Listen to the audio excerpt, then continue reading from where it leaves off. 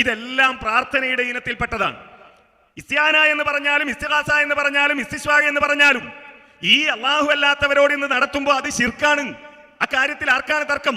ഇവിടെ ഇസ്തിആന എന്ന് പറഞ്ഞാലും ഇസ്തിഗാസ എന്ന് പറഞ്ഞാലും ഇസ്തിശ്വാ എന്ന് പറഞ്ഞാലും ഈ അല്ലാഹു അല്ലാത്തവരോട് ഇന്ന് നടത്തുമ്പോൾ അത് ശിർക്കാണ്. അക്കാര്യത്തിൽ ആർക്കാണ് തർക്കം?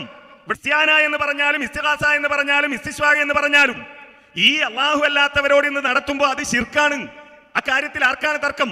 ഇവിടെ പറഞ്ഞു മനുഷ്യന്മാരോട് ഇസ്തിആദത്ത് തേടാൻ പാടില്ല, അങ്ങനെയുണ്ടോ? മനുഷ്യന്മാരോട് ഇസ്തിആദത്ത് തേടാൻ പാടില്ല, അങ്ങനെയുണ്ടോ? മനുഷ്യന്മാരോട് ഇസ്തിആദത്ത് തേടാൻ പാടില്ല, അങ്ങനെയുണ്ടോ? മനുഷ്യന്മാരോട് ഇസ്തിആദത്ത് തേടാൻ പാടില്ല, അങ്ങനെയുണ്ടോ? അത്തരമൊരു പ്രാർത്ഥന അത് അല്ലാഹുവിലേക്ക് മാത്രം വേറൊരാളിലേക്കും തിരിക്കാൻ പാടില്ല. ആ ഇസ്തിആദത്ത് അല്ലാഹുവിനോടല്ലാതെ വേറെ ആരോടും ചെയ്യാൻ പാടില്ല. അങ്ങനെ ചെയ്തു പോയാൽ അത് മഹാപാതകമാണ്, ശിർക്കാണ്. ഇവിടെ പറഞ്ഞു മനുഷ്യന്മാരോട് ഇസ്തിആദത്ത് തേടാൻ പാടില്ല, അങ്ങനെയുണ്ടോ?